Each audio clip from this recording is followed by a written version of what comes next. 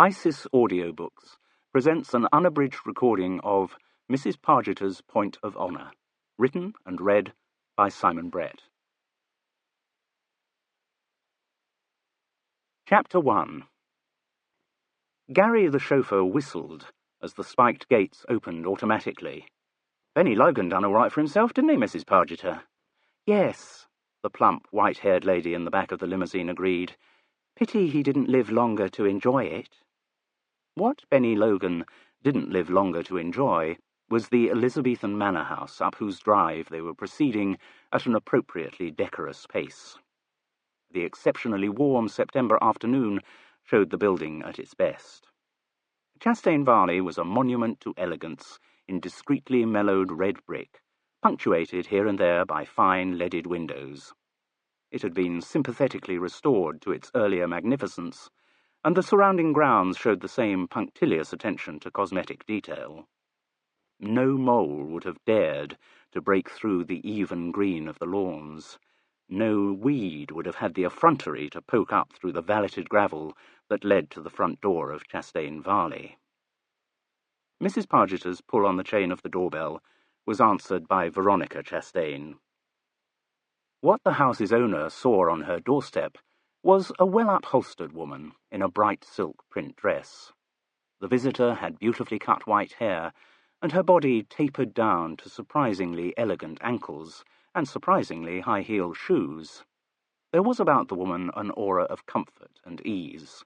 Though this was their first encounter, Veronica Chastain felt as if they had met before, and as if here was someone in whom she would have no difficulty in confiding anything. The house's interior reflected the same care and discreet opulence as its exterior.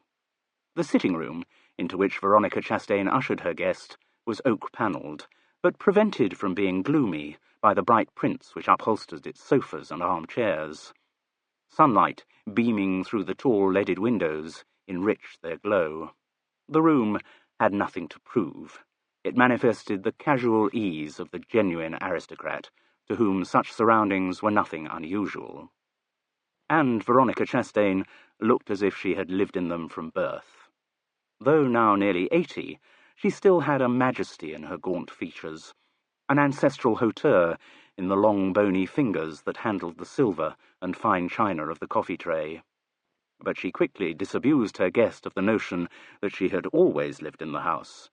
"Oh, no," her effortlessly patrician vowels pronounced. "Benny changed our surname to Chastain when we bought the place." Mrs. Pargeter looked appropriately surprised. "I'd assumed Chastain Varley had been in your family for generations." The older woman chuckled. "I'm afraid nothing stayed in my family for very long. Estates, paintings, jewellery, it all had to be sold off eventually. We were the original titled spendthrifts. Benny was the one who accumulated things." She then showed Mrs. Pargeter some of the things that her late husband had accumulated. They were hung in a panelled long gallery which ran the length of the third floor of the house, and some of them were very old things indeed. Old masters, in fact. Though Mrs. Pargeter had no formal training in art, she could recognise the translucence of a Giotto, the russet hues of a Rembrandt, the softened shadows of a Leonardo, and coming more up to date, she had no difficulty identifying the haziness of Turner, the geometry of Mondrian, the tortured whirls of Van Gogh. In artistic appreciation, she had always followed the precept of the late Mr. Pargeter: "I don't know much about art, but I know what it's worth." "They're quite magnificent," she breathed to her hostess in awestruck tones. "Yes, not bad, are they?" Veronica agreed briskly. Then came the innocent inquiry. "Do you open the gallery to the public, Mrs. Chastain?" The elderly aristocrat got as near to blushing as her upbringing would allow. "No, I don't think that would be quite the thing." In response to an interrogative stare, she continued, "You see, my dear, all of these paintings are, in the terminology of the criminal fraternity, hot." Mrs. Pargeter nodded comfortably. "Oh, I see." It was after 6 o'clock when they returned to the sitting-room. "Certainly time for sherry," Veronica Chastain announced in a tone which admitted no possibility of disagreement. Not that Mrs. Pargeter would have disagreed anyway. She was of the belief that there were quite enough unpleasant things in life, and that it was therefore the duty of the individual to indulge in the pleasant ones at every opportunity. She raised her crystal glass of fine Amontillado to catch the rays of the September evening sun.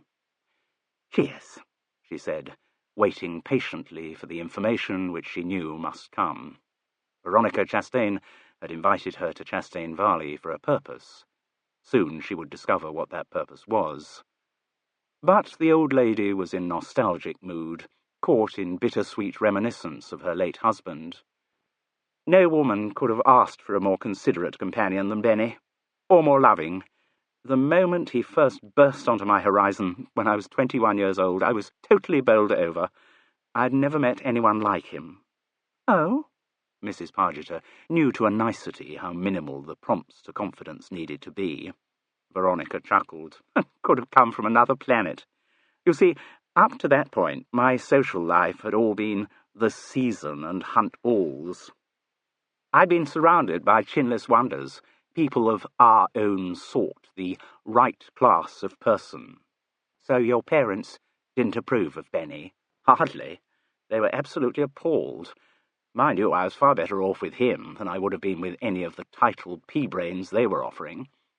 And the day we were married, Benny promised that he would keep me in the lifestyle to which I was accustomed. Hence Chastain Varley. Yes, and, the pictures." The old lady gave a sweet and innocent smile. "I never thought it proper to inquire into the sources of my husband's wealth." "Very wise." Mrs. Pargeter had had a similar arrangement with the late Mr. Pargeter.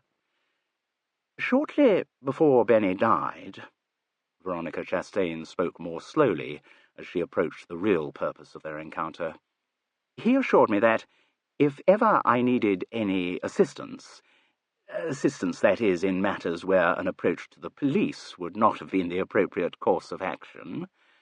Mrs. Pargeter nodded. She knew exactly what the older woman meant. "I should contact his good mate, Mr. Pargeter." She focused faded blue eyes on her guest. "I was therefore not a little surprised when my summons was answered by you rather than by your husband. I'm sorry to say that Mr. Pargeter is also no longer with us." "Ah, dead," Mrs. Pargeter amplified readily. "I understood the first time." Veronica Chastain's face became thoughtful, and even a little disappointed. So perhaps I will have to look elsewhere for assistance." "Don't you believe it," Mrs. Pargeter hastened to reassure her. "I regard it as a point of honour to discharge all my husband's unfinished business."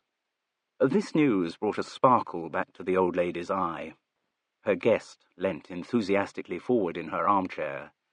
"So, tell me, what is it needs doing?"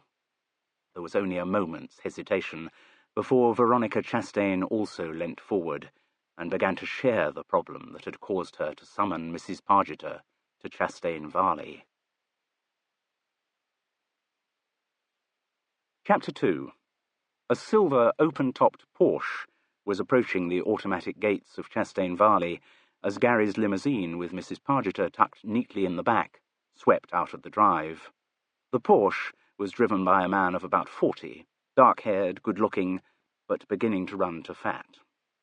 He watched the departing limousine with curiosity tinged by suspicion before surging up the drive to the old house in an incautious flurry of gravel. The Porsche's driver entered the sitting room, gave Veronica Chastain a functional peck on the forehead and an "Evening, Mother," before crossing to pour himself a large whisky. She shook herself out of a wistful daze to greet her son. "Hello, Toby, dear." "Who was that driving off in the limo?" he asked casually. The faded blue eyes grew vague. "What? Oh, just someone about the guide dogs for the blind bring 'em by." "Ah," said Toby, as if that settled the matter. But his dark eyes, sinking in rolls of fat, flashed a suspicious look at his mother. He didn't believe her. Veronica's son wasn't the only one with suspicions about Chastain Varley. Had Toby known it, the arrival of his Porsche had been observed through binoculars from an unmarked car parked at a local beauty spot which overlooked the estate. The same binoculars had also registered the arrival and departure of Gary's limousine, and these comings and goings had been noted down on a clipboard by the passenger next to the man with the binoculars.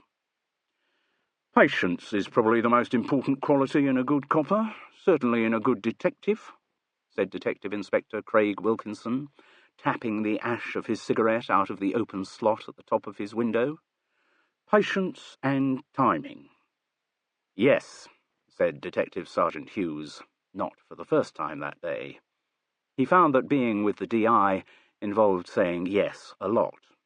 Not that the sergeant regarded himself as a yes-man, by no means. When the moment came, he would assert himself, he had no doubt of that. Nor did he have any doubt about his exceptional skills as a policeman. But he had only just been made up to detective sergeant and transferred down from Sheffield. This day